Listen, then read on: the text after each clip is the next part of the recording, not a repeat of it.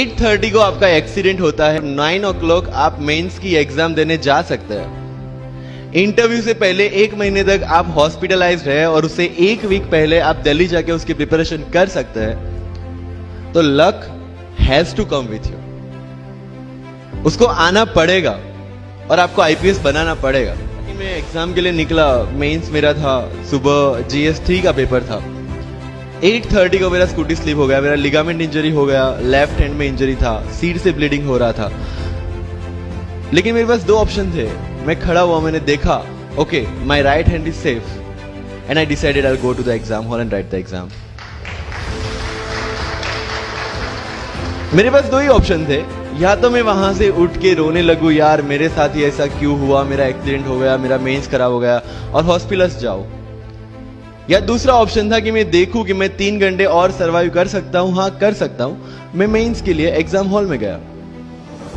ये जितने भी फोटोग्राफ्स लगे हैं, सर ने जैसे बताया कि जितने भी इंसान सक्सेसफुल हुए, अगर आप उसकी लाइफ स्टोरी देखेंगे तो कहीं ना कहीं एक मोमेंट आता है जहां पे वो इंसान की जो स्ट्रगल है वो पीक पे हो जाते हैं।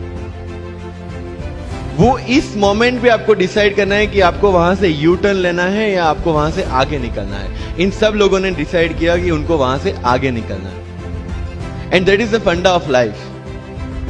सक्सेस उन्हीं को मिलता है जो इस स्ट्रगल वाले मोमेंट से आगे निकलने की सोचते हैं। जब भी आपको लगे कि आपके सिर पे बहुत मुसीबत है, जब भी आपको लगे कि आप हर तरह से गिर चुके हैं, जब भी आपको लगे कि आपके पास कोई ऑप्शन नहीं है, तब एक चीज आप अपने दिमाग में लाइएगा कि यही मोमेंट है जहां से आपकी तकदीर बदलने वाली है।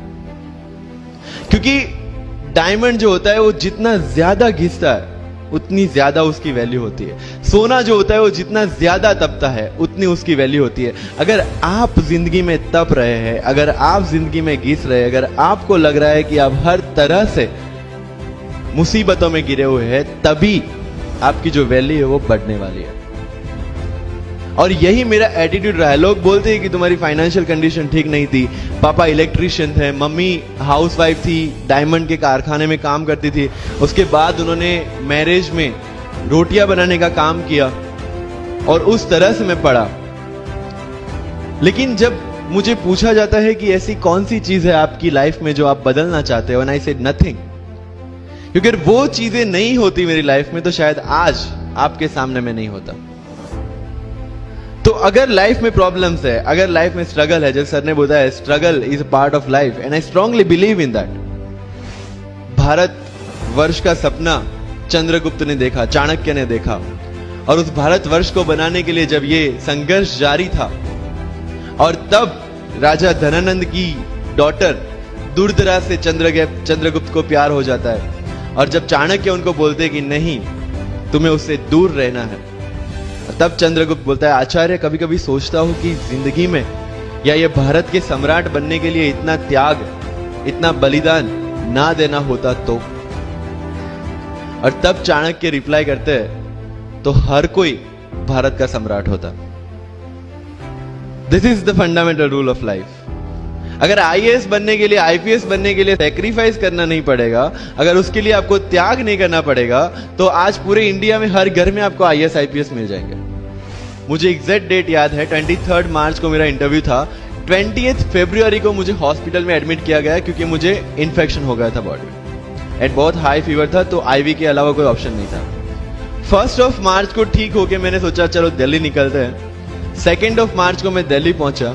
3 मार्च को वापस से टॉन्सिलाइटिस का अटैक होने की वजह से फ्लाइट लेके वापस से पालनपुर, अहमदाबाद, अगेन हॉस्पिटलाइजेशन। 15 मार्च को I got relieved from the hospital. 16 मार्च को मैं दिल्ली पहुंचा और 23 मार्च को I gave my UPSC interview. तो 1 महीने का हॉस्पिटलाइजेशन।